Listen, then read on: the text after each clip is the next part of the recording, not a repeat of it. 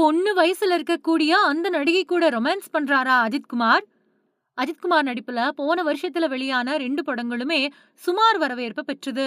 ஆனா 2 படங்களுமே தோல்வி அடைஞ்சு நஷ்டம் ஏற்பட்டதால, அவரோட அடுத்த படத்த தயாரிக்கிறதுக்கு யாருமே முன் வரல அப்டின்னும், அதனால அவரே படத்த தயாரிக்கிறாரு அப்டின்னும் சொல்லப்படுது.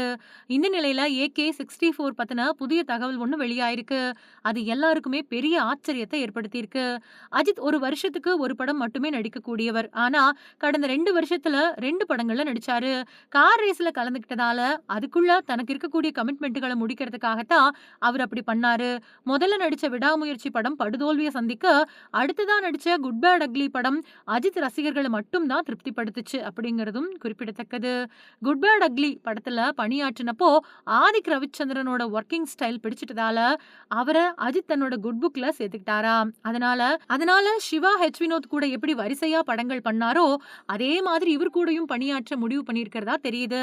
அதன் காரணமா தான் அடுத்த படத்தையும் அவருக்கே குடுத்திருக்காரு. ஆதிக் சொன்ன கதைக்கு அஜித் ஓகே சொல்லிட்டாலும், அவர வச்சு படம் தயாரிக்க யாருமே முன் வரல அப்படின்னு சமீப நாட்களா தகவல்கள் ஓடிக்கிட்டு இருக்கு. முக்கியமா குட் பேட் அக்லி படத்தால மொத்தமா 40 கோடி ரூபாய் நஷ்டம் அப்படின்னு தயாரிப்பாளர் KRம் ஒரு பேட்டியில சொல்லியிருந்தாரு. அது மட்டும் இல்லாம அஜித் சம்பளமா 180 கோடி கேட்கிறாரு அப்படின்னும், அதனாலும் தயாரிக்க யோசிக்கிறாங்க அப்படின்னும் ஒரு பேச்சு ஓடுது. இதையெல்லாம் பார்த்த அஜித்தோ தானே தயாரிக்க முன் வந்திருக்கிறதாவும், இணைஞ்சு தயாரிக்க இன்னொரு தயாரிப்பாளர பிடிக்கக்கூடிய வேலைகள் தொடங்கப்பட்டிருக்கிறதாவும் சொல்லப்படுது. சமீபத்துல கூட கோவையைச் சேர்ந்த ஒரு தொழிலதிபர் கிட்ட பேச்சுவார்த்தை நடந்ததாவும் தெரியுது. அதனால சீக்கிரமாவே AK64 பத்தின அறிவிப்பு வரலாம் அப்படின்னும் தெரியுது. இந்த நிலையில படம் பத்தின ஒரு புது தகவல் வெளியாயிருக்கு. அதாவது இந்த படத்துல முதல்ல ஸ்ரீலீலா ஹீரோயினா நடிப்பாங்க அப்படின்னு சொல்லப்பட்டுச்சு.